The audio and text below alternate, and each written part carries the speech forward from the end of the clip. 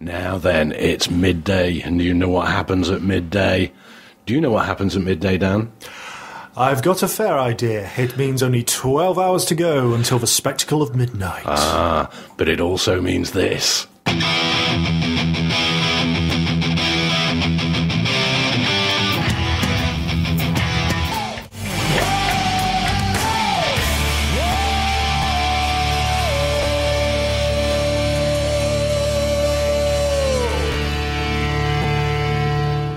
Yes, Iron Maiden, The Wicker Man. Ah, I do love that. And did you love it too? Yes, I think you all did.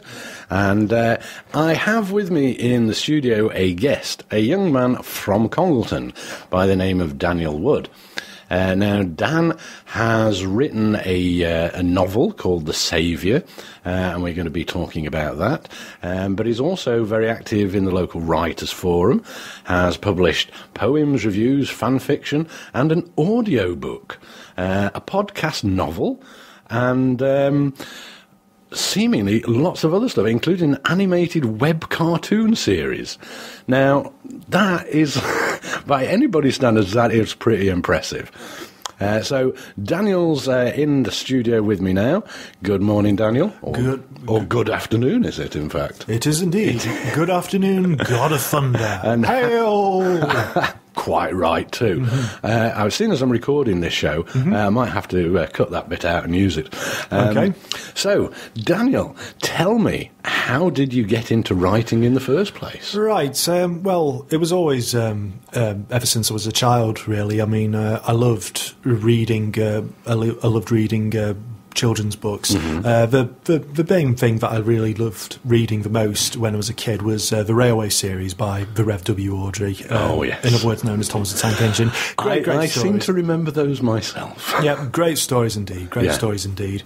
And what it was that it got me thinking about, write my own Thomas stories, and then carried on from there, really. I mean, I loved English at school, always loved writing poems and short stories and things like that. Yeah.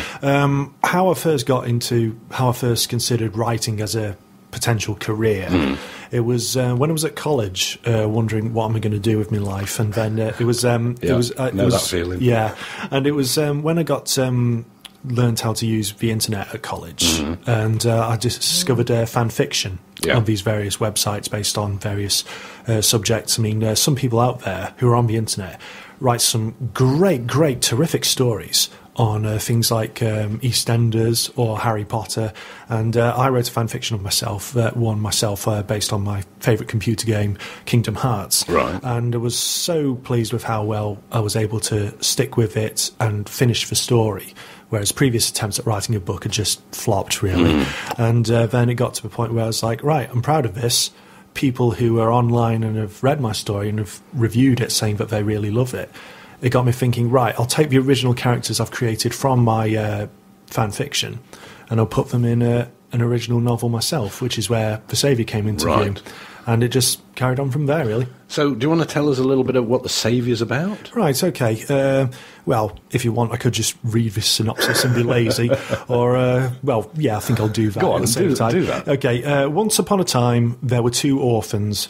Both suffered unimaginable tragedy. Tragedy that not only affected them, but the entire world as well. Ooh. 8 years later, they have returned. Enter Adam Serranatos, a teenage celebrity martial artist and a young man who is unaware of his true destiny. And enter Jaran Mahana, who you will know as the Saviour. Together, they will reunite as they find themselves caught in a vicious circle of violence and manipulation, made up of faces long thought dead, ghosts that made them what they are, and newcomers who will either be friends, enemies, or both. Ooh. It does make for pleasant children's bedtime reading, I swear. It definitely sounds like an interesting book. Yeah. How long did it actually take you to complete? A year and a half it took to write the first draft. Yeah. And then a further 6 months after that, sitting down with my dad, editing and revising various passages, shaping it up into form.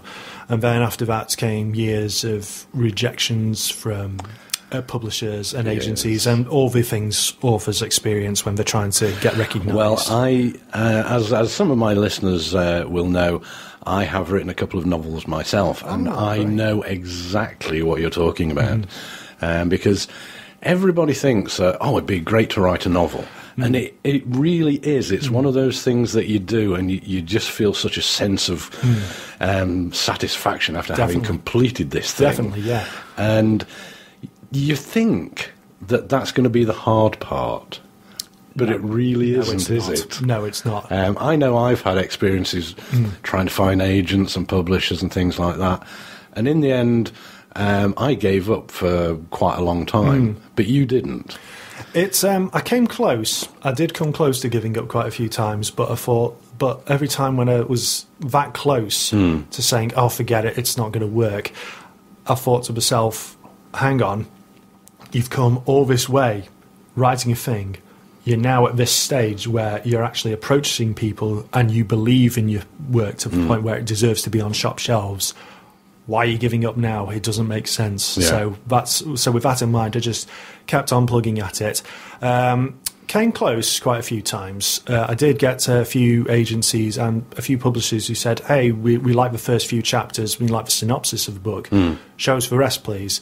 And they did. And it was some of the cases. It was like, "It's not for us." Yeah. Other cases, it was like, "Wish you all the best." And other cases, it was like, "Right, we will.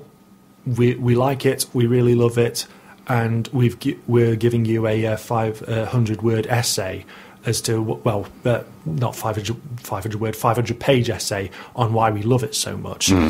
We want to publish it with you, so long as you give us X amount of quid here." X amount of quid there, X amount of quid there. And at the time, I was 21 when I received this first offer. And I was like, "Oh, this is great, I can't believe it." And then a friend of mine said to me, "Right, have you ever heard of Vanity Publishing before?" And as soon as I found out what that was, it was like, "Right, with you." And then I said... So I just left that offer alone, and the subsequent publishers who offered me that first contract didn't get back in touch with me, and I presume that several years later they're still waiting for a reply back from me. But then after that, it was what's it. I decided after other offers, I decided to self-publish it in the end.